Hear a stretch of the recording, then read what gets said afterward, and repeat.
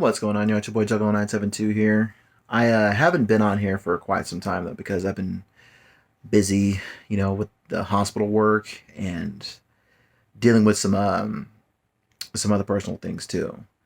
Um, as if y'all been paying attention to my community posts lately, um, we lost somebody in the Juggalo community, Nappy J or Josh Shermeyer, I think that's how you pronounce his name. Somebody that that was an old school ninja, that I met in the MySpace days too. And I want to take this time and kind of speak up on. I kind of want to take this time and just speak up on the past, the people who have passed. I mean, um, first off, I want to start with Nappy J. Nappy J, I met through MySpace, through Juggalos for God, and I believe he was also with Church of the Dark Carnival. That was way, way, way back in the day, back whenever it was on. God, what was on. What was it? Angel Fire, if you remember. Uh, yeah, I met him through MySpace. I never got a chance to actually meet him in person before, but he was always really active in the community too. So I definitely wanted to take this time, and give my best wishes to his wife and his family.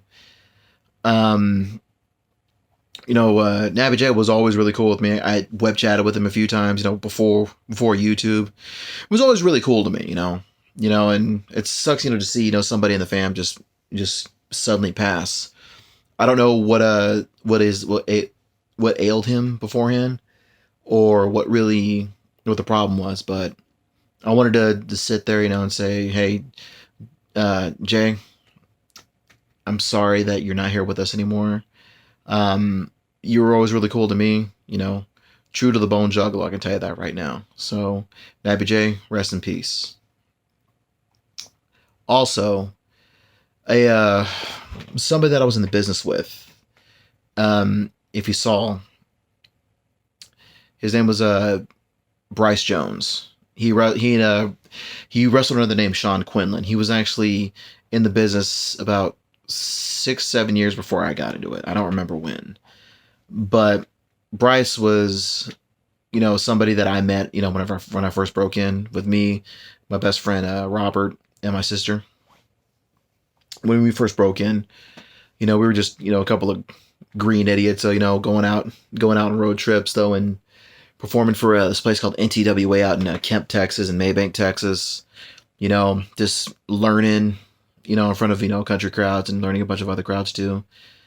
And we had tapped back and forth throughout the past 12 years, and Bryce he was kind of an asshole he was a bit of an asshole when I met him. He was kind of egotistical and a bit of a prick though, but he was lovable. He really was. He used to always crack us up, in the locker room too. He used to always be the guy had a sense of humor, let's put it this way. Funny story though, actually.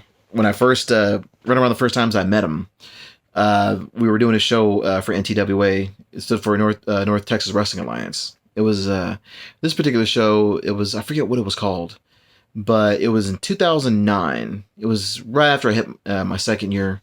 Me, Robert, and my sister hit our second year anniversary in the business, and somebody, I don't know who it was, but it was somebody in the crowd who had passed away, and they were given a 10-bell salute. And sure to the bone with his sarcasm, he literally says this, and I quote, "Oh, 10-bell salute, I gotta follow that." And everybody in the locker room, I'm not gonna lie, it was almost like, a pin dropped, but once the pin dropped, we all could not. It was cringeworthy, but it was the funniest fucking thing, and it was the most inappropriate. It was the most inappropriate. It was one of the. It was a story, but yeah, it was mean, but it was funny to us, but it was just so wrong. Um, no, but fast forward, because this is 2009. Fast forward, to, a couple of years later, he got a hold of me because we never really lost touch, and if y'all had seen some of my other posts or whenever I'd been wrestling for this place called ETCW, and this place called League of Lions Pro Wrestling too. He was kind of like the liaison. He kind of so he goes, "Hey man, you want to come work?" He goes, "This new crowd, just you want to try to do something?" Because he was looking for like one last run, and because he was pushing, God, I forget how old he was. He was pushing. He was like 38 at the time. I don't remember how old he was. Um, but yeah, whenever I talked to him, we were like, "Hey man, listen, let's do this, man." He goes, "Check out the single that I got," and he told him, and he let me know, which where he bought his singlet at though. And before you know it though, we called each other Knights of Chaos, and we had been tagging for it wasn't for very long, because League of Lions I think still only does monthly shows, and we did our first tag team match at this event called Race to the Top Battle Royale or Race to the Top tournament. I don't remember what it was. But we worked. Matter of fact, we actually worked two other workers actually. One of them was a juggalo too. Guy had a really classy name too, Just Insane.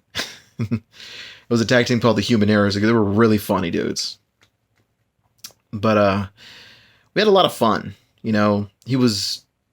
Bryce was he was really into Mid-South pro wrestling. He loved the Rock and Roll Express. He loved anything Mid-South. He loved, Mid-Atlantic. He was really old-fashioned. He also, loved some All Japan Pro Wrestling, too. He was a big fan of,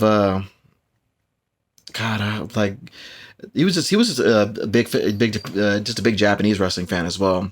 He was also a Jim Cornette mark, too, which, knowing him, though, he had that asshole-like sense of humor.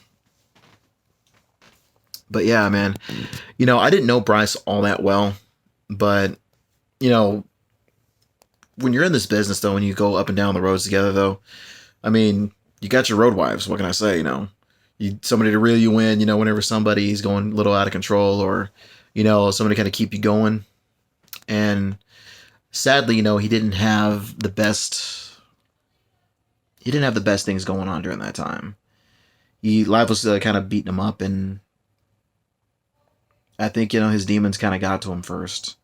Before he could really get help though, because we people that that worked with him, people that were close to him, were trying to help him through these problems, and the only way I could really say it though, his demons got the best of him. He retired I want to say about a year after I retired, and honestly, all I can really say, though, is he was a good guy. He really was. He was definitely kind of, you really had to get to know him before, you had any opportunity to really, get to know him as a person, too. You always knew the worker himself, but other than that, I'm going to miss him. I really am. Nappy J and Bryce Jones, man, I'm going to miss y'all both. Hope you're all in a better place, and I love y'all, man. Knights of Chaos. Forever.